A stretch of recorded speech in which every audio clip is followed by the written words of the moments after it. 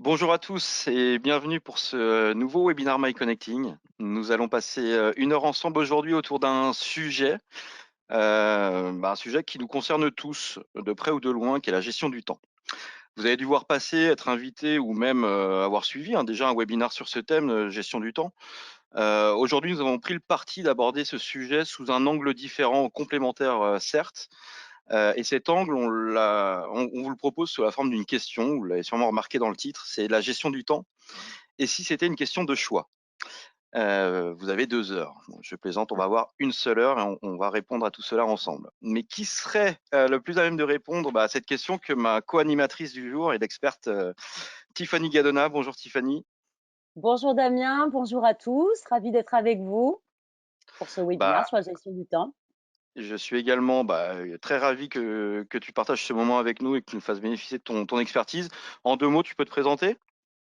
Oui, tout à fait. Alors, je suis Tiffany Gadona, donc je suis formatrice, coach certifiée, spécialisée en soft skills, essentiellement sur la connaissance de soi, gestion du stress, des émotions, la gestion du temps. En tout cas, tout ce qui a trait au développement humain, au développement de soi, c'est vraiment ma spécialité, ce qui me passionne.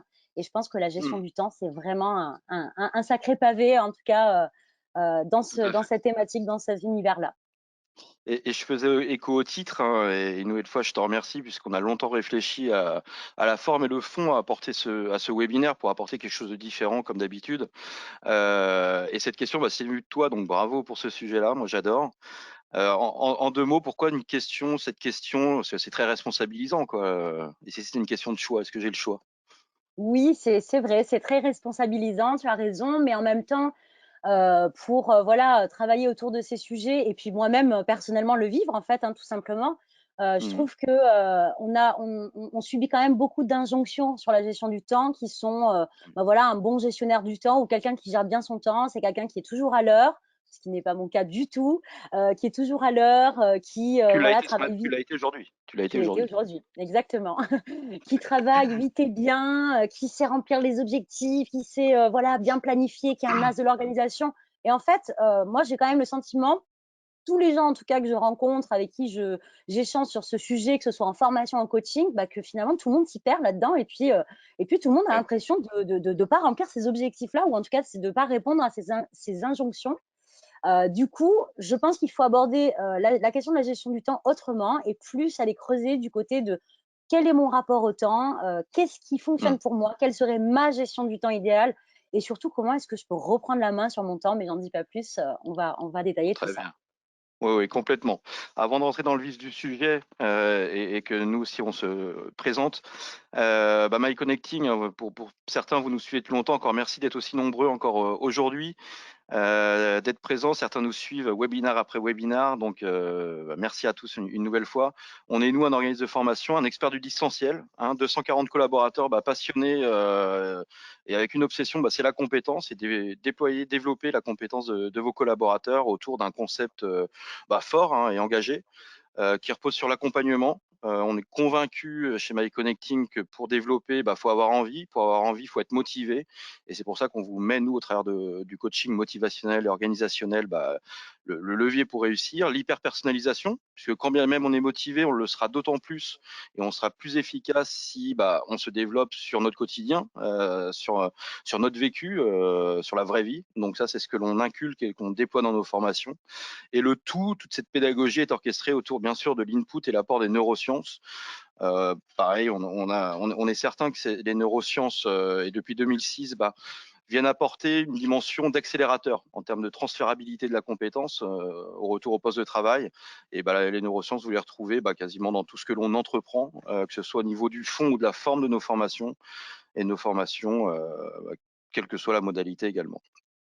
Ce concept, on le déploie sur 4 gammes: le digital, les outils collaboratifs, les langues, la bureautique, et sur un domaine qui nous rejoint ce jour-là, aujourd'hui, les soft skills. Donc j'ai envie de vous dire bienvenue dans l'univers MySoft, puisque là on est complètement dedans, hein, Tiffany, puisque voilà, les Complètement. webinaires ils trouvent toute leur place. Bon, ici c'est vrai que c'est un webinaire en externe, mais on intervient aussi, et je tiens à vous le signaler parce que c'est très sollicité en interne au sein des entreprises, avec un format bien sûr qui soit adapté aux enjeux. Et l'univers MySoft, il se constitue d'une offre vraiment complète, adaptée aux besoins, aux enjeux, comme je disais. Et la forme, le produit du moment, ce sont les MyLab, hein, bien entendu. Tiffany, tu es entre autres concernée en animant avec nous. Mmh. Donc des formats courts, des formats dynamiques, en visio. Ça peut être aussi du blended, mais du coaching, une dimension de démocratisation du coaching avec MyConnecting. Voilà, on y croit énormément. Les retours d'expérience, le co-développement et bien sûr, comme je vous le disais tout à l'heure, les webinars. Ce qui nous rejoint aujourd'hui. Ce webinar, voilà, les grands points, les grands axes, tu les as donnés tout à l'heure, hein. On va faire un petit état des lieux sur le choix des temps. Ouais, Revenir sur des points de priorisation, c'est quand même important. L'affirmation de soi, dans une dimension bien sûr positive et constructive. Et tout ce webinaire sera jonché de bonnes pratiques, d'outils clés, d'astuces. Et je tiens à vous informer, il faut que ce soit interactif. Donc vous pouvez communiquer sur le chat vos questions, vos interrogations, vos doutes, vos situations rencontrées. Ça, c'est vraiment libre accès, vous communiquez sur le chat. Et en fin d'exercice, Tiffany, on va prendre 10 à 15 minutes en fonction du timing pour répondre à toutes ces questions. Et je sais qu'il y en a beaucoup, même moi j'en ai. oui, Donc, si le temps me le permet, je me permettrai de te la poser. avec D'accord? plaisir, avec plaisir. Bon. Donc tu parlais du temps tout à l'heure. Oui, Moi et mes temps, moi ça m'interpelle un peu. Est-ce que tu peux nous en dire un peu plus, hein, s'il te plaît? absolument. Et je parlais du temps et je parlais même, plus de notre rapport au temps et je pense qu'effectivement, comme tu le disais dans l'intro, hein, la première chose à faire, en fait, si on veut améliorer sa gestion du temps, finalement, c'est de faire un état des lieux, et de se poser la question: «Aujourd'hui», hein, sans se culpabiliser, sans se dire: «Est-ce que je Oui. suis un bon organisateur? Est-ce que je suis, ponctuel? Est-ce que» mais simplement de se dire: quelle est, finalement la part, aujourd'hui, hein, de temps choisi et de temps subi, si je prends par exemple une journée type, une semaine type, un mois type, dans ma vie, d'accord? Dans ma vie, hein, quelle qu'elle soit, hein. Mon temps, c'est, vraiment, j'ai un capital temps, avec ce capital temps, j finalement, je dois jongler entre ma vie personnelle, ma vie professionnelle, ma mission et cetera. Et donc on va aborder cette question d'état des lieux, mais avant ça, je voudrais donner quand même un tout petit peu plus d'indications sur, qu'est-ce que c'est que la nature du temps choisi, la nature du temps subi. Le temps choisi, c'est pas forcément que ce qui est agréable, hein. On pourrait croire que choisi, c'est agréable, subi, c'est désagréable. Non, dans le temps choisi, on peut aussi faire des choses qui, voilà, sont pas forcément les choses qu'on préfère. Néanmoins, ça vient vraiment d'un choix, c'est-à-dire qu'on sait, on est conscient qu'on est en train d'investir, par exemple, 2 heures pour, j'ai envie de dire, voilà, aborder un dossier assez plombant, hein, barbant, si on peut dire, hein, qui ne nous plaît pas trop. Mais par Mmh. contre, on a choisi de délimiter 2 heures pour faire ce dossier-là. Pareil, on peut aussi dire, bah tiens, là, j'ai un rendez-vous, je ne sais pas, qui commence à 15h30. Bah, je vais choisir finalement d'arriver 5 minutes en retard à ce rendez-vous parce que un autre imprévu s'est glissé dans mon agenda et c'est moi qui ai choisi finalement bah, comment j'allais devoir réaménager, on va Mmh. dire, ma gestion de mon temps, et cetera. Donc, le temps choisi, c'est pas forcément que du bon, hein, positif ou négatif, j'aime pas trop ces mots-là, mais c'est pas forcément que quelque chose d'agréable, c'est quelque chose qu'on choisit. Voilà. Donc ça, c'était juste pour clarifier là-dessus. Et je Ouais, ouais, pense qu'on complètement. a Et j'apprécie cette démarche d'une vue de la gestion c'est de la gestion du temps vraiment en macro, hein. Ce qu'on va voir là aujourd'hui, ça se duplique tant au niveau pro que perso. ouais, tout à fait. Tu as parlé de culpabilité. Bon, je pense que c'est un terme qui va revenir durant l'heure, mais moi, ça m'interpelle parce que j'ai déjà par le passé rencontré ce type de situation. Oui. Donc, non, non, top. Et justement, avec Tiffany, on souhaite vous poser une question. Elle est simple, c'est sur 100% de votre temps. Donc là, Tiffany nous a expliqué la différence temps choisi, temps subi, hein. Et si j'ai bien compris, le temps subi n'est pas que des mauvaises choses et inversement, et le temps choisi Et que des bonnes inversement, choses. il y en a Sur un sur 100% de lequel votre... on a la main, pardon, excuse-moi, il y en a un sur lequel on a la main et l'autre sur lequel on a l'impression, ou en tout cas on le vit comme ça, de ne pas avoir la main, que ça s'impose à nous. Exactement. C'est très clair. Et donc sur 100% de votre temps, quelle est la part de votre temps subi? À combien l'estimez-vous? Donc vous pouvez choisir donc 20, 40, 60, 80%. Donc on va vous laisser répondre et puis une fois qu'on aura eu les réponses, on vous la partagera. T'as une idée toi, Tiffany, de la réponse? Tu parles pour moi? Parce que moi je ne peux pas savoir pour les autres, mais moi ça aussi, hein, ça dépend, hein, d'ailleurs D'accord. on pourrait parler même, effectivement de notre rapport au temps pendant ce confinement qui a énormément aussi changé. Donc on peut avoir vécu d'ailleurs ce confinement de 2 manières différentes, hein. Pour certains, Moi, j'ai beaucoup questionné autour de moi des clients ou des participants au lab, hein, justement, mais pour certains, ce confinement va être vécu comme un temps vraiment subi, bah, parce qu'on est confiné et qu'on n'a pas vraiment choisi de l'être, hein. Ça Ouais, s'est imposé un peu à nous et donc bah, pour certains, c'est vraiment vécu comme ça et pour d'autres, on a l'impression d'avoir repris la main sur notre temps aussi et puis bah voilà, de s'être réfugié. Moi, j'ai vraiment oscillé entre les deux, hein, pendant toute cette période. Il ouais, y a des jours où j'étais en temps choisi à 80%, c'était voilà, presque une bouffée d'air en fait. Et il y a d'autres jours où non, ouais. on était plutôt sur du 60-80 subi. Ok. Te Parce que connaissant un voilà, petit peu, cela ne m'étonne pas, Tiffany. il y a des besoins à satisfaire Tout à et fait. là on nous en a enlevé pas mal. Mais bon, voilà, c'est Ok. Très bien. Alors, il y avait une question si le sondage était pro ou perso. C'est en effet macro, hein, c'est pro-perso. exactement. Le pourcentage étant subi. Est-ce qu'on a des Exact. réponses, Laurine? Je crois qu'elles arrivent, ça se condense. Donc Ah, 45% quand même de personnes ont évalué bah, leur ouais, part de temps subi à plus de 60. Bah, derrière, c'est tout proche, hein, 40% à 37% et 5% à 80%. Bon, bah, ça montre bien. Bon, je te laisse peut-être en faire l'analyse, Tiffany. ouais, c'est ça, on est un tout petit peu plus, enfin, on a un ratio un peu plus important vers le temps subi finalement quand on voit ces, Ouais, mais c'est quand même assez équilibré, hein, et je pense, on en discutait d'ailleurs en préparant ce webinaire, hein, moi je pense qu'il y a quelque chose à creuser aussi autour notre rapport au temps a été brutalement modifié là ces 2 derniers mois, donc je pense qu'il y a quelque chose à creuser. C'est aussi intéressant, alors là on va pas refaire un sondage, mais que chacun se pose la question, comment auriez-vous répondu à ce sondage il y a 2 mois et demi, tout à quoi? fait. Ça aurait Ouais, été ouais, quoi tout à votre fait. réponse? Est-ce que ça aurait été la même ou pas? Et là, ça donne un indicateur supplémentaire. Donc, donc l'enjeu, en effet, Tiffany, bah, c'est qu'on tende à basculer vers le temps choisi. Le 100% de temps choisi serait l'idéal, hein. L'idéal n'est jamais inatteignable, mais bon, ça demande Oui, des efforts. Donc, pour se rapprocher de 20%, ce qui est une norme plus acceptable et digeste, on va dire, exact. faut inverser la tendance. C'est ça. En fait, nous, là, aujourd'hui, le parti pris qu'on a dans ce webinaire, pardon, sur la gestion du temps, c'est pas de vous donner des méthodes toutes faites et de vous dire, ben voilà, pour bien gérer son temps, il faut faire ça, il faut faire ça. Nous, on cherche simplement là à ouvrir une discussion et à essayer de provoquer, on va dire, des prises de conscience autour de son rapport au temps pour se dire, mais si je pouvais inverser la balance, c'est-à-dire que si là, mon temps subi pèse vraiment fort dans la balance et on sait bien que voilà, si le temps subi pèse fort dans la balance, ça veut dire qu'on a très peu finalement de sentiment de liberté. On a vraiment l'impression de subir son temps. Hein. On peut pas Ouais. mieux le dire. Et donc le but, ça serait ça. Ça serait trouver un moyen de hop, faire pencher cette balance pour aller vers plus de temps choisi. Ouais, je comprends. Mais qu'est-ce qui fait que, bah, du coup, on a ce temps subi là? Qu'est-ce qui fait qu'on Alors, subit le temps, en fait, tout simplement? qu'est-ce qui OK, donc il existe effectivement, il y a plein de facteurs, hein. Un premier facteur, c'est tout ce qui va nous grignoter du temps. Alors vous allez voir, ces appellations un peu, partout, hein. Tous Oui, les experts, en gestion du temps vont appeler ça les voleurs de temps, les mangeurs de temps. Moi, j'aime bien les grignoteurs de temps parce que c'est vraiment ce petit côté, je grignote petit à petit, sur mon capital temps. tout à fait. Et donc, ces grignoteurs de temps, en fait, bah, ils sont pas tous finalement de la même famille. Et c'est ça qui est intéressant. Donc là, on voit sur le slide qu'on a les grignoteurs de temps plutôt externes et les grignoteurs de temps plutôt internes. Alors, les grignoteurs de temps externes, qu'est-ce que c'est?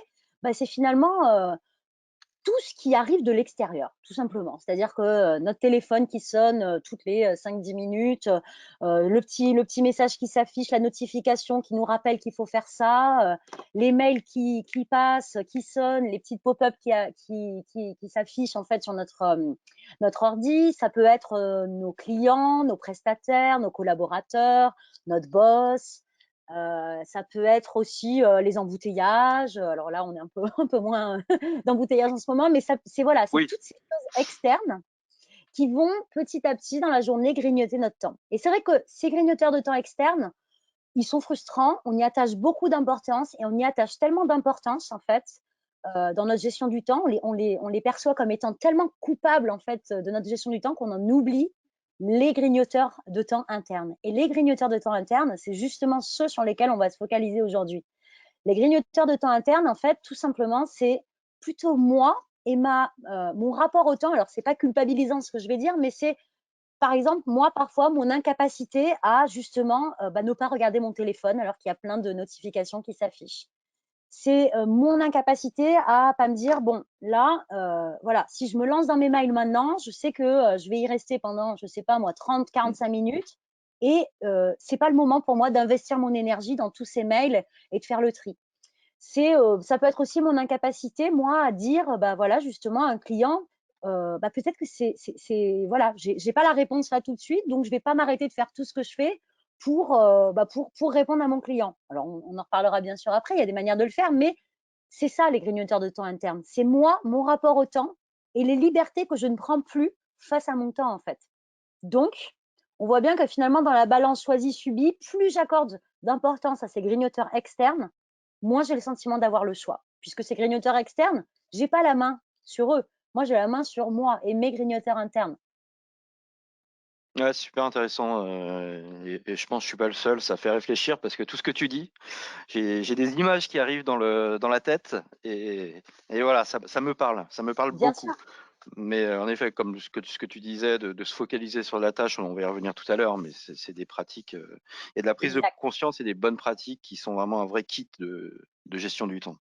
Bon, exact. ok, là, tu nous as identifié un peu, c'est qui les voleurs de temps. Ok, bon, en gros, si j'ai bien compris, c'est beaucoup moi, Tiffany. Mais comment mieux appréhender ce temps? Voilà, est-ce Hmm. que tu peux nous en dire plus là-dessus? Absolument. Alors, juste, je veux revenir sur un tout petit point avant parce que voilà, ce qui est important, vraiment, hein, c'est pas la culpabilisation, c'est pas se dire, bah, c'est moi le fautif. D'accord. Je le vois dans tous les labs hein, qu'on anime, etc. Les gens se disent, oh, mince, du coup, en fait, non, c'est moi le responsable. C'est plus se dire, mais en fait, j'ai la main. Il faut plus le voir comme ça. C'est se dire, mais en fait, après tout, j'ai la main. C'est moi qui ai la main. C'est moi qui peux décider si je le Mmh, souhaite. Je dis pas qu'on arrivera à 100% toujours à décider, mais on peut regarder les choses différemment. Donc, ne pas se culpabiliser, mais plutôt s'enthousiasmer, ou en tout cas se réjouir de se dire, mais il y a des endroits où je pensais pas avoir la main et en fait, je l'ai. Et du coup, tout à fait. là où j'ai la main, par exemple, c'est de quelle manière je vais alors prioriser, hein, voilà, c'est un terme qu'on connaît, voilà, qu'on utilise énormément en gestion du temps. Prioriser, je ne sais pas si parmi nos participants, il y en a qui sont familiers avec cette fameuse matrice d'Eisenhower qu'on connaît, enfin en tout cas, si vous tapez gestion du temps dans Google, je pense que c'est le premier outil qui sort, hein, cette matrice d'Eisenhower, qui nous propose effectivement quatre temps. Et donc, ces quatre temps sont en fait définis par deux facteurs. Est-ce que les tâches qui arrivent sont de nature plutôt urgente ou pas? Et est-ce qu'elles sont de nature ou est-ce que la tâche est de nature plutôt importante ou pas? Et donc, cette matrice d'Eisenhower, elle permet finalement d'identifier quoi faire, comment prioriser une tâche entrante en fonction de ces deux facteurs-là. Donc, on ne va pas bien sûr parler de la matrice en détail, hein, parce que nous, on est plus là pour aborder notre rapport au temps, mais je pense que ce qui est important dans cette matrice, c'est de prendre conscience qu'on a tous un regard assez biaisé ou un regard erroné, plutôt, je dirais, un regard erroné sur l'urgence. Ouais. Quand on entend le mot urgence, qu'est-ce qu'on fait? Qu'est-ce que tu fais, toi, Damien, pardon, quand tu entends le mot c'est urgent? Bah, je réagis. Bah oui, tu réagis, Eh oui. exactement. Et si je te dis, Damien, j'ai vraiment besoin de toi, c'est urgent, est-ce que tu peux m'aider à faire voilà, à répondre à ce mail ou à avoir cette demande client, là, je m'en sors pas? Tu as envie de faire quoi? Alors, Damien, il y a 5 ans, tu aurais dit: «Bah, bien sûr, j'arrive, je cours, je saute, je vole, Ouais, je suis là, finis pas ta phrase, je suis déjà avec toi». Hem, Aujourd'hui, je vais voir la question autrement. Je vais ouais, déjà, voilà, mettre en place peut-être une technique que tu vas nous donner tout à l'heure, exact, pour justement ne pas me désorganiser moi. exactement, exactement. Mais c'est Et pas inné, c'est pas inné. c'est pas inné parce que ce mot urgence, en fait, nous fait de l'œil, en fait, hein. Ce mot urgence, il nous attire. Dès qu'on entend le mot urgence, on a l'impression qu'il faut agir vite et maintenant. Et en fait, le mot urgence, il est simplement rattaché à la notion de temps, en fait, à la notion de deadline. Donc, d'où les deux questions primordiales à se poser pour bien appréhender la nature d'une tâche et qu'est-ce que je dois en faire quand elle arrive. C'est de se dire finalement quelle est la deadline. Donc, toi, tu pourrais me dire en retour à cette injonction hein, que je t'envoie, c'est de me dire, OK, Tiffany, c'est quoi ta deadline? Tu as Mmh. besoin de quoi et pour quand? Donc déjà, tu sais. Parce que moi, je peux dire c'est urgent, mais si ça se trouve, ça peut attendre demain 15 heures en fait. Et Tout donc, à tu fait. pourrais peut-être m'apporter ton aide demain à 14 heures et pas le faire tout de suite. Sauf que si tu clarifies pas la deadline avec moi, tu vas avoir, toi, moi, tout le monde, hein, on va avoir tendance à vouloir faire tout de suite parce que ça nous semble urgent et l'urgent Mmh, nous semble voilà, nécessaire à faire tout de suite. Alors qu'en fait, finalement, entre l'urgence et l'importance, ce qui serait la vraie priorité, ça serait plutôt l'importance. Parce que l'importance, pour évaluer la nature d'une tâche et son degré d'importance, il faudrait se poser la question, quel est l'impact sur ma mission? Quel est ouais, l'enjeu? Quels sont les risques? Quels sont les enjeux sur ma mission? Donc moi, mon problème sur, je sais pas moi, la demande d'un client dans un mail qui ne te concerne pas du tout, qui n'a rien à voir avec ta mission, finalement, en te posant cette question-là, tu te rendrais compte que ça n'a pas tant d'importance que ça sur ta mission. Alors, ça ne veut pas dire que tu es complètement fermé, et on parlera de ça plus tard, et que tu peux pas m'aider. Mais par contre, ça veut dire que tu sais très bien et tu sais pertinemment, et si tu le fais en tout état de conscience, donc de manière choisie, que tu vas le faire au détriment de quelque chose qui est en lien avec ta mission à toi. Et donc là, on est dans finalement un choix de bah, je fais passer quelque chose qui n'est pas impactant ou qui n'a pas de risque sur ma mission pour peut-être quelque chose que je suis en train de faire et qui a de l'impact. Et ouais, c'est ouais. là où on revient sur du choix. Et c'est Donc vrai ces que 2 cette questions. dimension, ouais, ouais, cette dimension des 2 questions, bah, pour ma part, ça a été révélateur, bah, il y a quelques années et puis, bah, de toute façon, on en parlait ensemble, hein.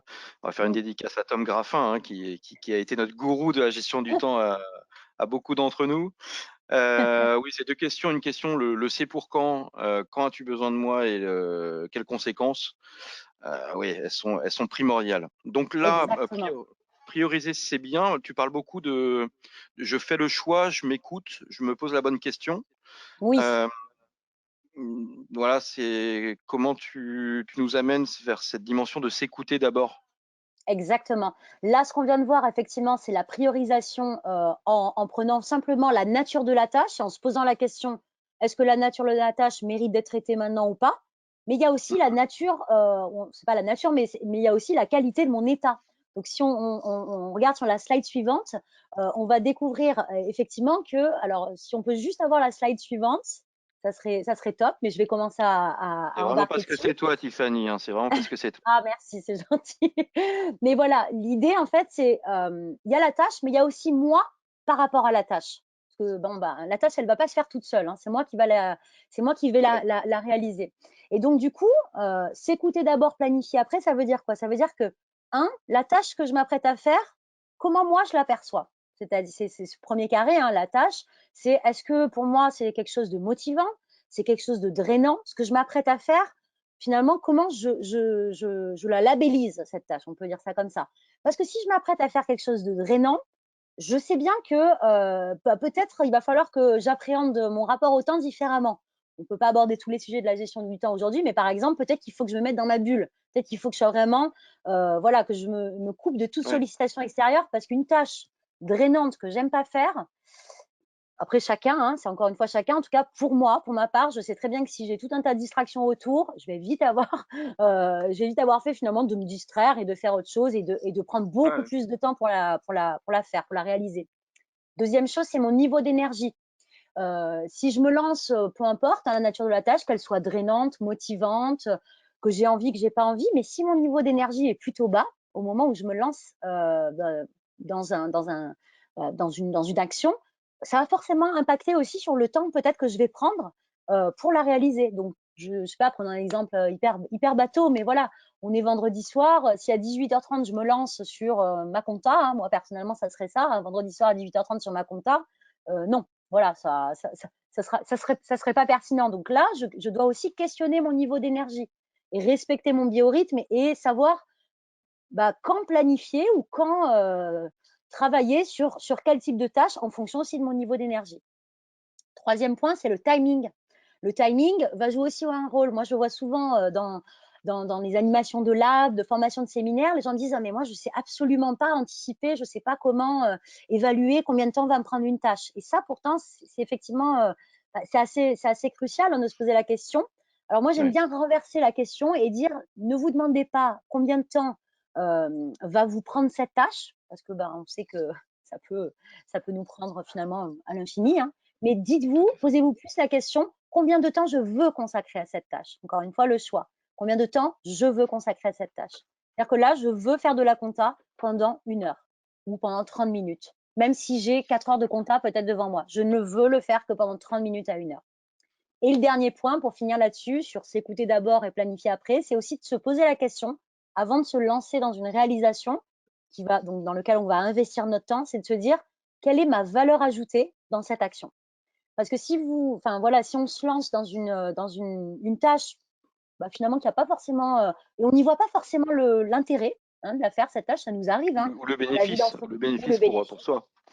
Exactement, pour soi, pour l'entreprise, pour la vision, hein, globale aussi de l'entreprise, parce que voilà, moi je suis salariée, mais j'ai été salariée aussi pendant un moment. Et puis c'est vrai que parfois, quand on est salarié, bah, des fois on fait des tâches qu'on n'a pas choisies, hein. On travaille C'est sur des ça. dossiers qui sont pas. Je pense on est tous pareils, hein. Puis d'ailleurs, même quand on n'est pas salarié non plus, c'est la même chose, hein. Mais voilà, on l'a pas forcément choisi, ça paraît vraiment être une contrainte, donc on ne voit pas du tout finalement la valeur ajoutée de travailler sur ce sujet-là. Et ça, bah, qu'est-ce qui va se passer? La conséquence, c'est qu'on va le faire en traînant les pieds, en fait. Et donc, on le sait très bien qu'en traînant les pieds, le niveau d'efficacité ou d'efficience, il va être quand même assez moindre. Donc, c'est d'abord stimuler voilà, le sens et essayer d'aller chercher quelle est la valeur ajoutée à ce que je travaille sur cette tâche. Pourquoi je travaille sur cette tâche? Pour restimuler, voilà, ces leviers de motivation à faire Ouais, et à ouais, réaliser. ouais, complètement. Mais enfin, je trouve ça top tout ce que tu dis, parce qu'il y a cette dimension et faut le voir sous le langue positive de responsabilisation. Exact. Je crois que ce que l'on vit actuellement, bon bah voilà, c'est exceptionnel. On se l'est déjà partagé pendant les webinars. Mm. Mais je trouve que la dimension de mise en mouvement du télétravail, des solutions distancielles, sont quand même très responsabilisantes au niveau du temps, puisque là, on est Oui, livré à nous-mêmes, exact. entre guillemets, bien sûr, je caricature, hein, bien entendu. Mais ça facilite l'impulsion de mise en œuvre de bonnes pratiques. Après, Complètement. il faut être bien timé, mais ce niveau de choix bah, il est fondamental, selon moi, parce qu'autrement, on peut vite arriver à de l'épuisement, sans s'en apercevoir. Absolument, absolument. De Ouais, ouais, l'épuisement, de la démotivation.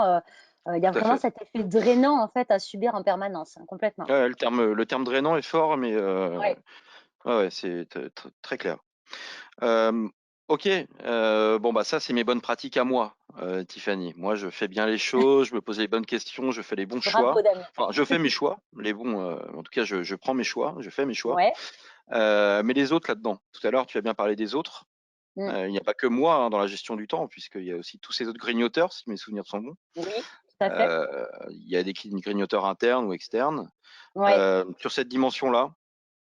Alors oui, sur cette dimension-là, quand tu me dis les autres, je sais bien que même, et je suis absolument consciente de ça, hein, même si tout ce qu'on a vu jusqu'à présent, par exemple, toi, moi, tous nos auditeurs là ici, si jamais on mettait tout ça en place, entre guillemets, à la perfection, parce que j'ai horreur de ce terme-là, mais de manière vraiment choisie en permanence, bah, en fait, on contrôle quand même pas le comportement des autres. J'imagine que c'est un peu ce que tu veux me poser comme question, c'est qu'est-ce que je fais si, voilà, bah, mon boss, mon client, mon conjoint, peu importe, continue de me solliciter en permanence. Et du coup, moi, je veux bien choisir mon temps, mais s'il est désorganisé par les sollicitations extérieures, comment on fait?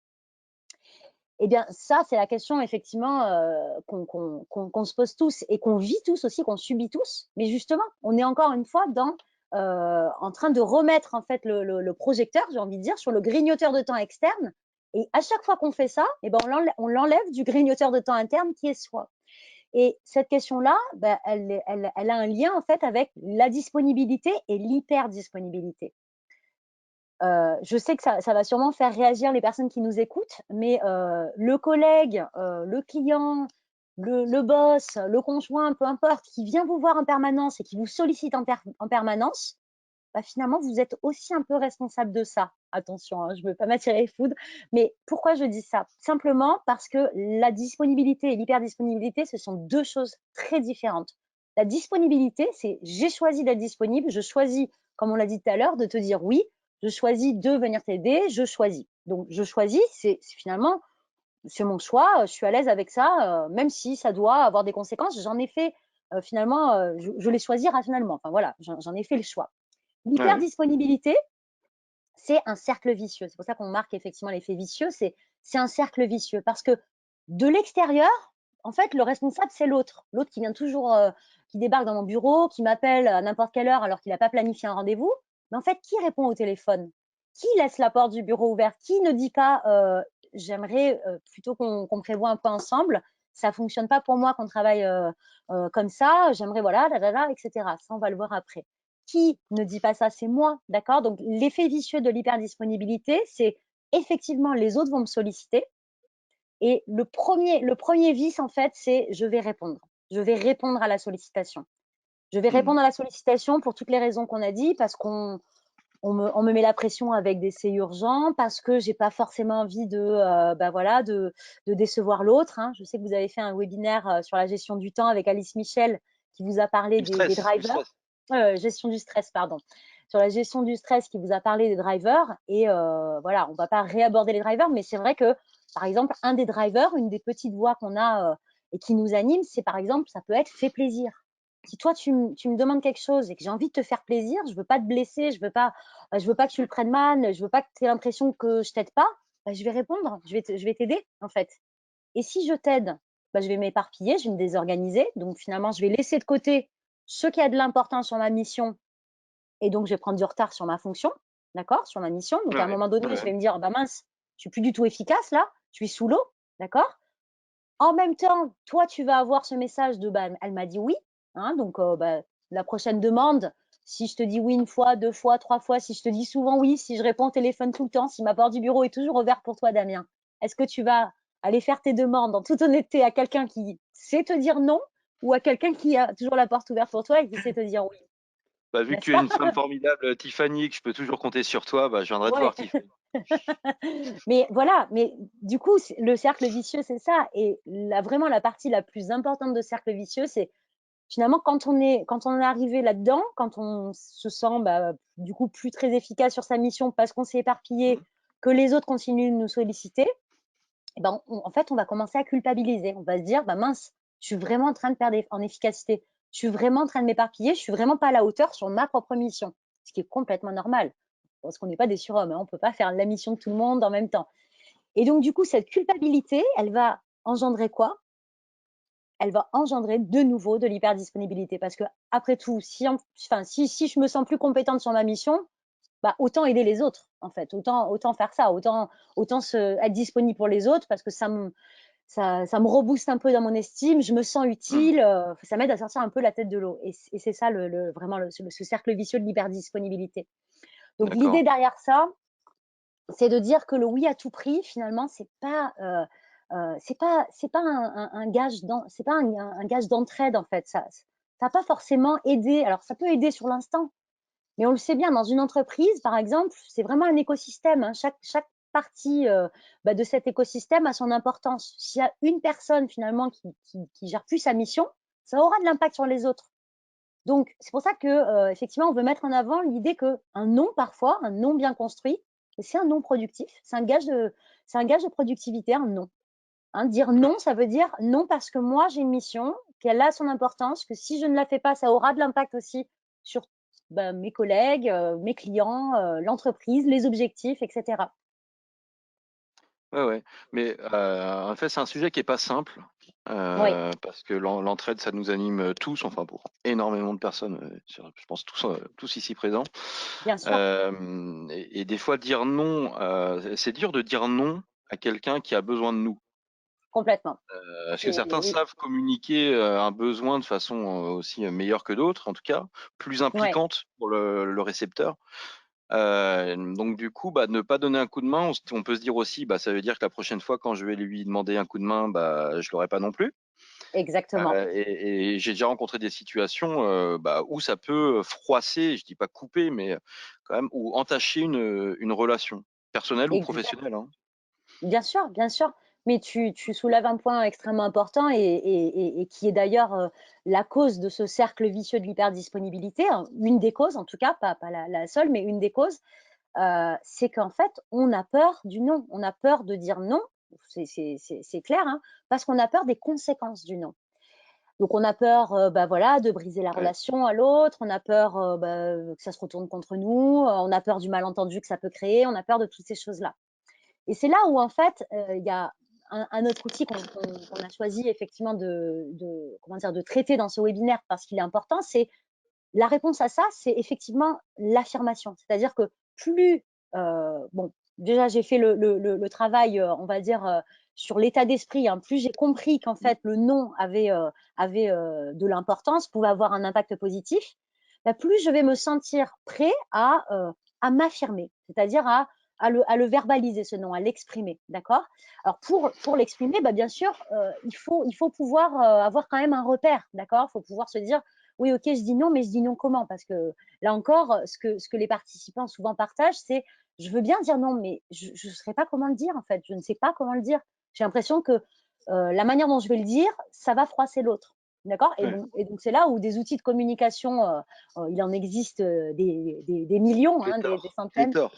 Exactement, on les connaît tous, hein, avec des acronymes à chaque fois différents. Donc, on va pas tomber dans les acronymes là aujourd'hui, hein, parce que voilà, il y a plein de méthodes, hein, de la communication non violente, dans la psychologie positive, enfin voilà, dans toutes ces approches-là. Moi, ce que j'aime, c'est vraiment être le plus pragmatique, on va dire, possible, le plus clair, le plus simple.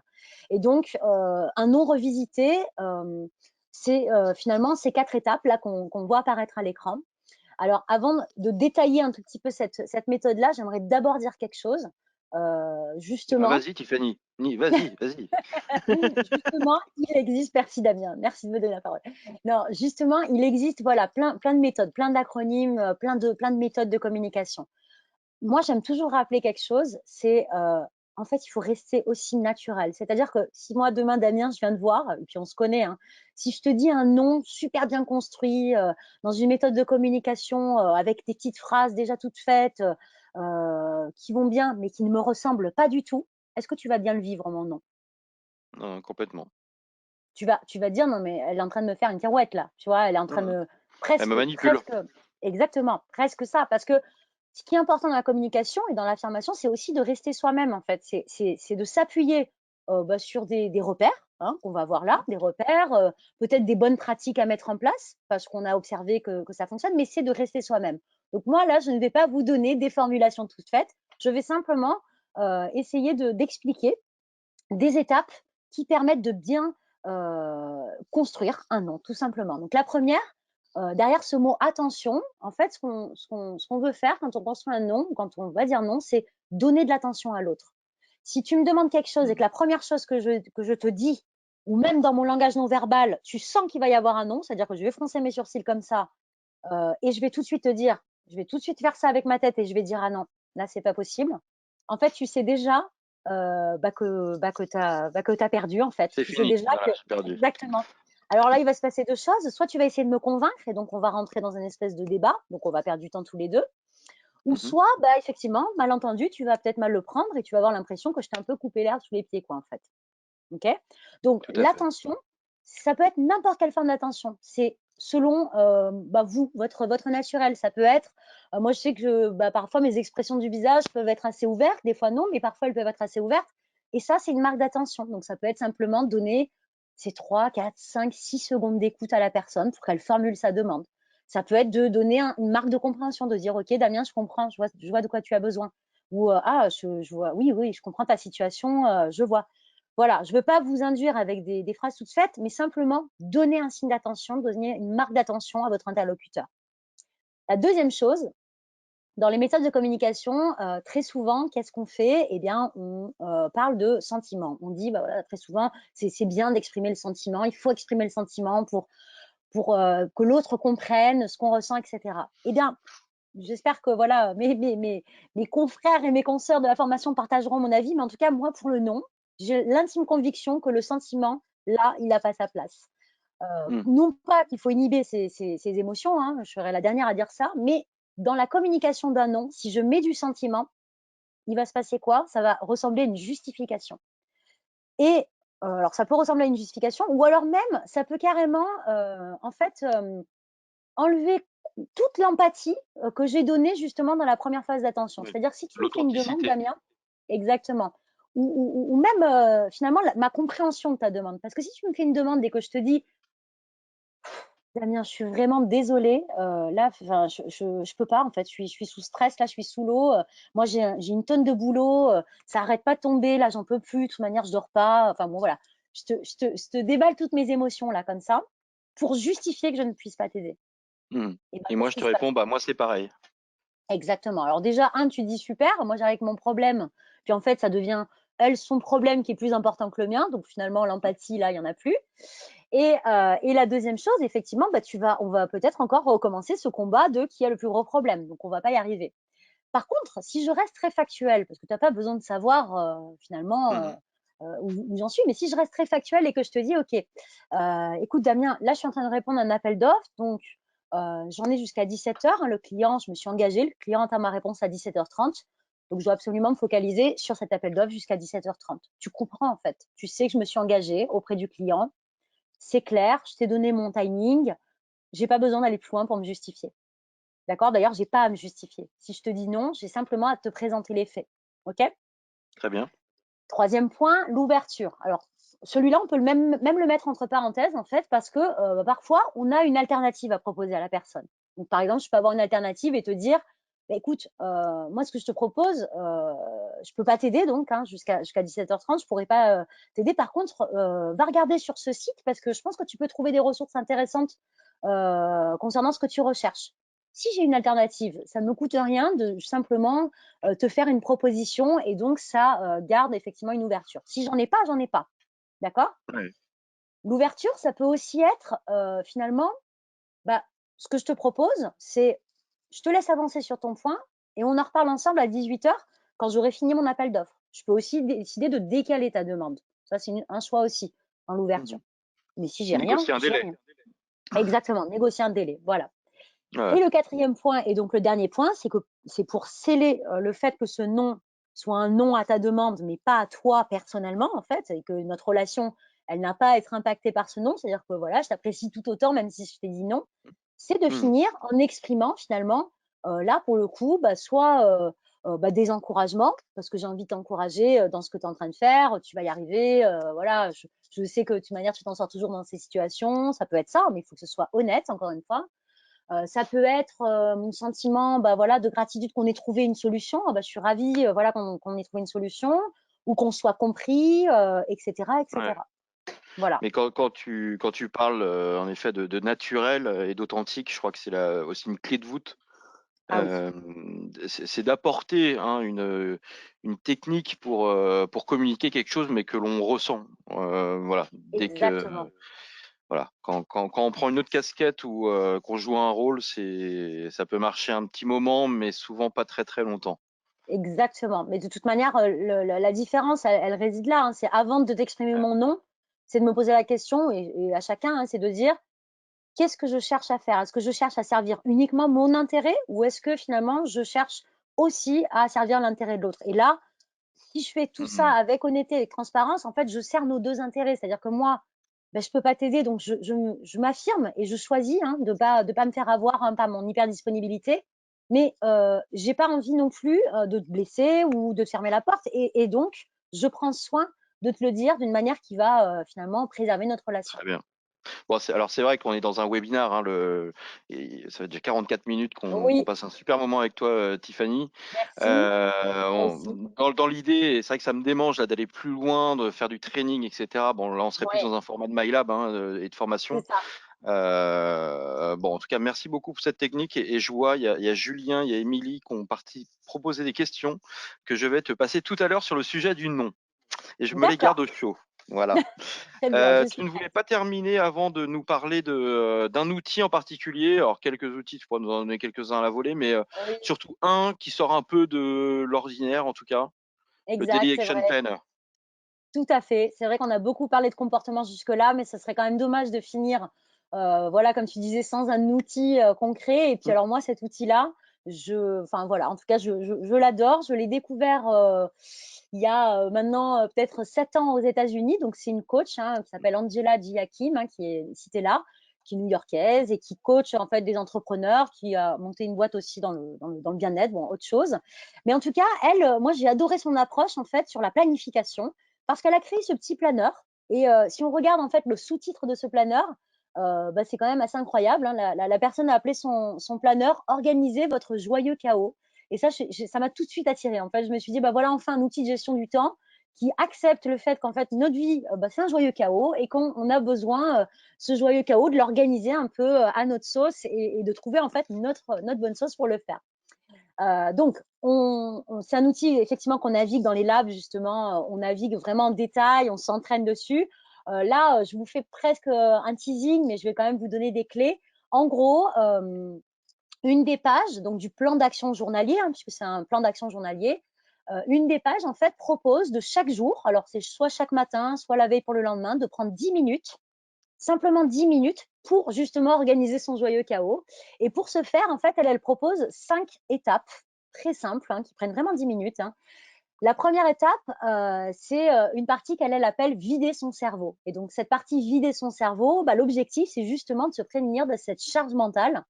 Et donc, pour ça, c'est de dire, voilà, je prends une feuille et je note tout ce qui me passe par la tête. C'est-à-dire que je me lève un matin, ma journée commence, et là, tout ce qui me pollue la tête, en fait, tous les n'oublie pas de faire ça, pense à ça, ça peut être n'importe quoi, hein, ça peut être Bien prendre sûr. rendez-vous chez le médecin, faire sa déclaration d'impôt, du pro, du perso, en fait, tout ce qui grouille, tout ce qui fourmille dans ma tête et qui finalement prend de la place dans mon cerveau, je le note sur une to-do list, je le note sur papier. Ça ne veut pas dire que je vais tout faire aujourd'hui, ça veut juste dire que mon cerveau est serein, ça n'a plus besoin de grouiller ici, c'est posé, c'est sécurisé. Ouais. Deuxième chose qu'elle propose, parce qu'elle sait que dans notre joyeux chaos, on est tous enclins à la procrastination, qu'on a tous ce petit côté où bah, la C'est tâche vrai. qu'on n'aime pas faire, on va la repousser, on va la repousser. Donc elle propose chaque jour d'identifier 3 mauvaises herbes à arracher. C'est-à-dire que bah, on va noter toujours sur notre feuille hein, d'action journalière, aujourd'hui, quelles sont les 3 mauvaises herbes que j'arrache. C'est-à-dire bah, les 3 dossiers, les 3 tâches là, que j'ai pas envie de faire, barbantes hein, pour le coup, celles qui sont drainantes. Ça peut être des tâches toutes simples, hein, passer un coup de fil, je sais pas moi, une administration qu'on n'a pas du tout envie d'appeler. Et ça, c'est une mauvaise herbe. C'est-à-dire que je dois le faire. Donc, plus je le repousse, bah, plus ça va devenir urgent et important. Donc, une fois qu'on a identifié ces 3 mauvaises herbes, on va passer à identifier 3 petites graines. Et 3 petites graines, donc c'est notre, notre point 3, pardon, voilà, qui est un point vraiment pro-motivation, c'est dire si j'arrache des mauvaises herbes, il faut quand même que je plante des fleurs aussi, hein, parce que sinon mon jardin, bah, il va être un peu triste. Et c'est la même chose avec sa journée. C'est dire quelles sont les 3 choses que je prends plaisir à faire, donc dans ma mission professionnelle, hein, 3 choses que j'aime faire. Par exemple, bah voilà, appeler Damien pour préparer notre webinaire sur la gestion du temps. Bah, ça, c'est une petite graine. Je sais que j'ai envie de le faire, Waouh, ça me fait c'est mignon, plaisir. Tiffany. Bah C'est oui, c'est mignon. vrai, on passe un bon moment, on travaille en convivialité. Donc, je vais prévoir 1 heure dans ma journée pour faire ça parce que ça me rebooste, c'est motivant, j'aime bien faire ça. Mmh. Donc, une fois que j'ai mes 3 petites graines et mes 3 mauvaises herbes, et ben, je vais point 4, prioriser tout ça et me dire, OK, j'ai mon panel, j'ai vidé mon cerveau, j'ai mes 3 mauvaises herbes, j'ai mes 3 petites graines. Qu'est-ce qui rentre? Alors elle utilise souvent la métaphore de l'entonnoir. C'est qu'est-ce que je fais passer dans l'entonnoir et qu'est-ce qui rentre de manière réaliste en fait dans ma journée. Et dans quel ordre je me le planifie dans mon agenda. Ce qu'on a vu en début de webinaire, hein, en fonction de mon niveau d'énergie, mon envie, j'alterne ce que j'aime moins, etc. Et le dernier point, et on finira là-dessus, le dernier point, c'est la partie plaisir. Et elle, donc, elle parle de cette partie célébrer, savourer et de dire, en fait, à la fin de ma journée, c'est absolument important d'identifier finalement, 1 à 3 rituels, 1 à 3 activités, peu importe, hein, pour soi, vraiment pour savourer et célébrer le fait qu'on a réussi à, voilà, à tenir ce joyeux chaos aujourd'hui mais qu'on a besoin aussi de quand même de savourer et célébrer sa journée. Alors ça peut être prendre 30 minutes, 20 minutes, même 15 minutes, simplement pour m'asseoir dans un coin tranquille, lire 10-20 pages d'un livre que j'adore, juste pour moi. Mais ça, je me le Ouais. note. Voilà, c'est je m'engage à m'octroyer aussi un temps plaisir pour moi, parce que plus je vais identifier mes temps plaisir, plus je vais me dire, bah déjà, ma journée, je l'ai pas complètement subie. J'ai quand même eu 1 à 3 moments, pardon, pour lesquels je me suis Mmh. fait plaisir, hein. C'est vraiment des temps pour soi, d'accord? Donc ce C'est vrai. point 5 là, le point plaisir, les petits rituels pour soi, c'est important parce que ça permet de pas les oublier et 2 ça permet de prendre conscience qu'on en a quand même. Donc après une journée un peu dure et Ouais. laborieuse, si on l'a noté, on se rappelle quand même que non, il y a eu ça, ça c'était chouette. Voilà, Ouais, complètement. Non, mais je crois que tu as très bien choisi le terme pour clôturer cette première phase du webinar. Le plaisir, l'aspect positif hein, qu'on amène dans nos journées, dans nos fins de journée, et de voir, exact, de ne pas oublier de voir les choses positives que l'on réalise. exactement. C'est ça. Et ça, quand on est dans cet effet vicieux dont tu parlais tout à l'heure, bon bah oui, Ouais, très vite, on commence à mettre une casquette, puis une capuche, puis une cagoule, et on voit plus rien, quoi. Donc, ok. complètement. Super, très très bien. Bah, comme je vous le disais, tous ces éléments, et les questions arrivent, donc on va vous les poser. Tous ces éléments, on peut les détailler bien sûr dans les labs hein, qu'on organise. Alors, il y a des sessions découvertes. Il y en a une qui est en train de se clôturer pour le 20 mai, puisqu'elle est quasiment pleine. Le 19, on est quasiment full également. Et puis, il y en a une demain matin qui est également pleine sur la gestion du temps pour tester. Donc, n'hésitez pas à nous solliciter pour vous inscrire si vous voulez tester notre format de formation soft en visio. Les questions, Tiffany. Les Allez, les questions. questions. Alors, je vais commencer par une que j'ai appréciée. Enfin, je les apprécie tous, pardon, excusez-moi. Isabelle. Isabelle qui dit, bon, bah, quand tu donnais l'exemple, si mes souvenirs sont bons sur le dire non, hein, Ouais, Isabelle dit, bah, si j'ai pas, moi, d'appel d'offres pour excuse, mais que j'avais juste prévu de passer 2 heures sur un autre dossier, je fais comment? ouais, bien sûr. Alors, en fait, juste pour bien clarifier, Isabelle est interrompue hein, par une demande. Ouais, ouais, ouais, Isabelle avait prévu de passer 2 heures sur un autre dossier. Eh bien, exactement. moi, j'ai envie de dire à Isabelle, si vous avez prévu, Isabelle, de passer 2 heures sur cet autre dossier, c'est parce que vous êtes experte en fait de votre mission. Vous savez que vous devez passer ces 2 heures sur cet autre dossier, parce que ces 2 heures investies sur cet autre dossier, eh bien, bah, ça fait avancer votre mission, ça fait avancer vos objectifs. Donc, il y a un degré d'importance, en tout cas élevé, sur ce dossier-là. Donc, c'est tout à fait Mm. légitime, absolument, de dire non. Et d'ailleurs, c'est dans les faits, dans la partie faits, hein, quand on disait d'abord je donne de l'attention, ensuite j'exprime les faits, ben, dans les faits, il faut le mettre en avant, ça. De dire, voilà, j'ai prévu de passer 2 heures parce que Ouais, c'est ce qui me permet d'avancer, de cheminer vers voilà, l'atteinte de l'objectif pour telle date. Et donc, c'est tout à fait entendable, absolument. très J'espère que bien. je Je réponds à crois la qu'on a question. répondu. Voilà, Isabelle, Ouais, si ce n'était pas ça l'objet, n'hésitez pas à mettre un mot dans le ouais, message, bien mais je pense sûr. que tu as visé plutôt juste, Tiffany. Une autre question sur le dire non. Donc ça, c'est Julien. Je disais tout à l'heure, bah, est-ce qu'on peut toujours dire non? Parce qu'autrement, je suis tout le temps sollicité. Mais on peut toujours dire non. En fait, on peut toujours dire non à partir du moment. Mais en fait, on peut toujours dire non à partir du moment où on le veut bien, tout simplement. On a le Donc, choix. exactement, on a le choix. Par contre, Euh, on sait que si on dit toujours non, c'est-à-dire que pour répondre à Julien, il y a être hyper disponible et être disponible. Donc, à Julien, j'ai envie de poser la question, du coup, moi, en retour à Julien, c'est Julien, est-ce que vous avez quand même envie d'être disponible? Est-ce que vous choisissez quand même d'être disponible au moment où c'est opportun, au moment où c'est juste, au moment où ça n'aura pas un impact néfaste sur votre mission? À partir du moment où effectivement on travaille dans une entreprise, dans une équipe, effectivement, on le sait, la disponibilité, c'est quand même une sacrée qualité d'être disponible, d'être ouvert, ouais, l'entraide. On ne dit pas que le non, ça doit couper tout ça. On dit juste qu'il y a une différence entre hyper disponible et disponible. Donc, si Julien a l'impression d'être toujours hyper disponible, je pense qu'effectivement, le non peut avoir plus de place, en tout cas dans sa communication, hein, dans sa manière d'aborder son temps. Néanmoins, ça ne veut pas dire qu'on arrive à zéro disponibilité, parce que le jour où Julien aura besoin des autres, bah, y a aussi de ouais, fortes chances que les autres diront non aussi dangereux. tout le temps. Donc Tout à voilà, fait. c'est un juste dosage en fonction de son choix. Très bien. Comment montrer que je suis indisponible quand je suis en télétravail? Ça, c'est Sarah qui pose la question. D'accord. Alors, bah, c'est une très bonne question. Alors, j'ai la première chose qui me vient là comme ça, c'est en lien peut-être avec déjà l'outil, hein, l'outil qu'on utilise. Alors, je ne sais pas ce que Sarah utilise dans son entreprise, mais c'est vrai que voilà, sur les outils Skype entreprise, Teams, etc., on peut déjà afficher hein, qu'on est indisponible pardon, ou occupé.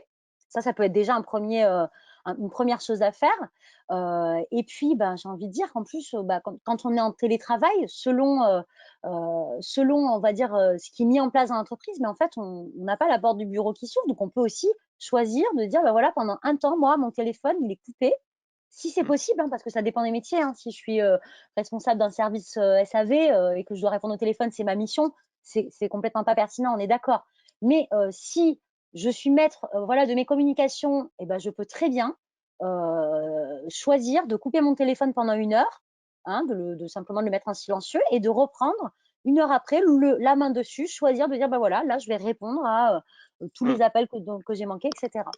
Je sais pas, Ouais, ouais, toi, tout à Damien, pour fait. toi qui a plus peut-être d'expérience que moi là-dessus, enfin, en tout cas, actuellement, hein, puisque toi, tu es avec une Oui, ouais, équipe. complètement. Donc d'une, en effet, cela dépend des responsabilités que l'on a, bien entendu, Voilà. et toutes les fonctions des responsabilités, hein. Attention, je mets pas des côtés manager, côté Non, collaborateur, c'est ouais, tout, ouais, tout bien sûr. dépend comme tu disais, SAV, ben, voilà, par exemple. Je crois que la règle primordiale là-dessus, c'est les règles qui sont mises en place. Comme on l'a dit Mm. lors des différents webinars, si ça vous en avez vu, il y a des règles du jeu à décider, à valider. Si auquel cas il n'y en a pas, bah, vous faites le choix de dire qu'il n'y en a pas. Une nouvelle fois, j'ai envie de dire, vous avez le choix aussi de demander à l'équipe de mettre en place des règles du jeu. Parce que c'est un besoin et c'est naturel d'exprimer son besoin.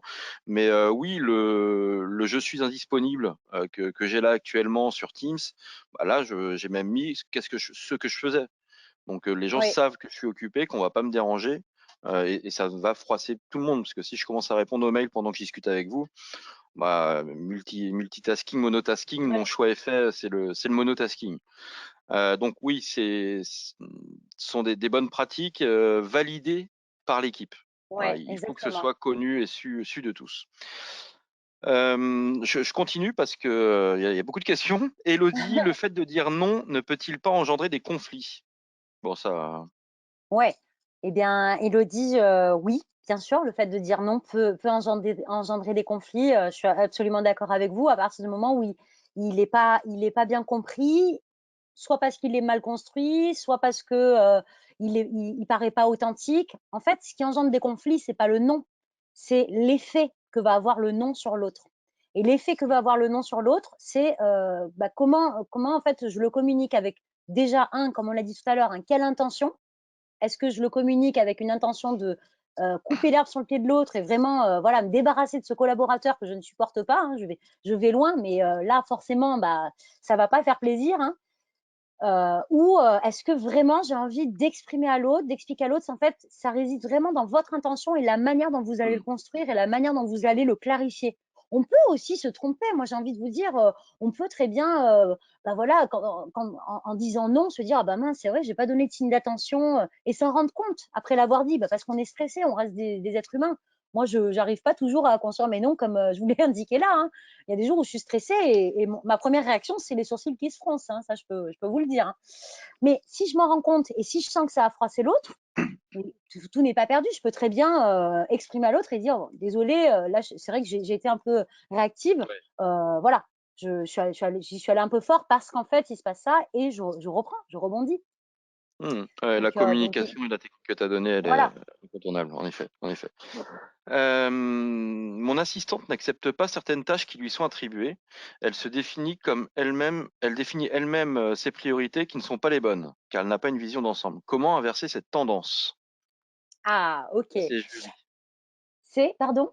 Julie, pardon. Julie, d'accord, Julie. Alors, bon, Julie, moi, ce que j'entends du coup là, c'est qu'il y a plus une notion, finalement, enfin, une problématique liée à la clarification de la mission de votre assistante. En tout cas, elle, sa perception de sa mission. Et du coup, une liberté qu'elle prend. Alors, je ne sais pas pourquoi, donc je ne peux pas faire de supposition. Soit elle la prend parce que elle est convaincue que sa mission c'est autre chose, ou soit elle la prend parce que elle se dit, bah non, finalement, moi j'ai envie de choisir ce que je fais et peu m'importe ce qu'est réellement ma mission. Donc pour moi, ça relève moins d'une problématique de gestion du temps, mais plus une problématique de management. Je ne sais pas si Damien, tu es OK Ouais, avec ouais, moi. ouais. Là, comme ça, pour pas rester sur finalement sur une non-solution, ça serait, moi, je prévoirais un point en fait avec votre assistante et je m'assierai Ouais. avec elle et puis je reprendrai voilà à zéro quelle est la mission et surtout Julie, on a parlé donc de la valeur ajoutée. Peut-être que votre assistante elle voit pas la valeur ajoutée en fait des tâches qui lui sont confiées dans sa mission initiale, en tout cas celle que vous attendez d'elle.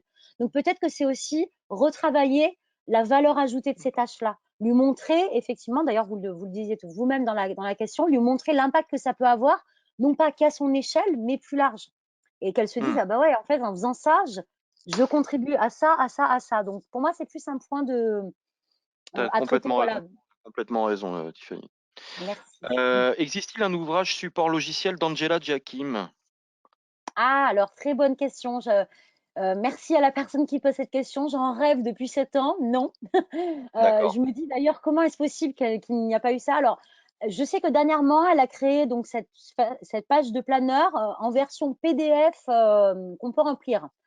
Alors, c'est quand même pas. Moi, j'attendais l'application d'Angela Giakim. Là, mais bon, voilà. L'application Bon, n'existe pas encore. Par contre, une page PDF qu'on peut remplir qui a un coût. Je OK, dois être honnête, je pense qu'elle a un coût. Voilà, ça existe. d'accord. Très bien. Il est déjà 16h01, donc la Oui. question de Clotilde, on ne pourra pas y répondre, malheureusement.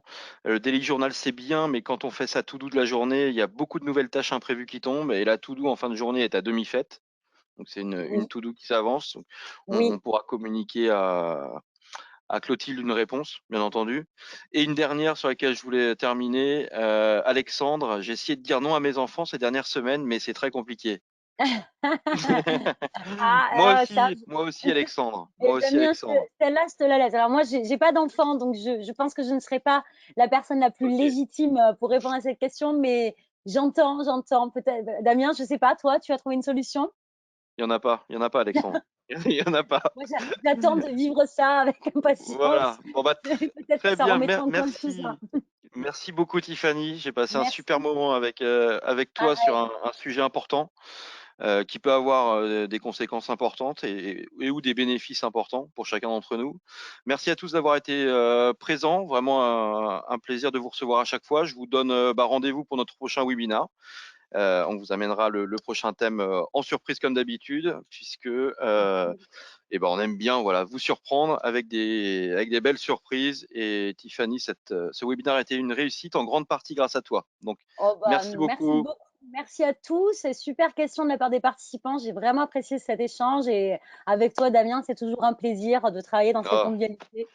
bon bah Donc, très bien. à bientôt pour un lab, un webinar, à tous ceux que je recroiserai derrière un Ok. écran ou en présentiel un jour peut-être.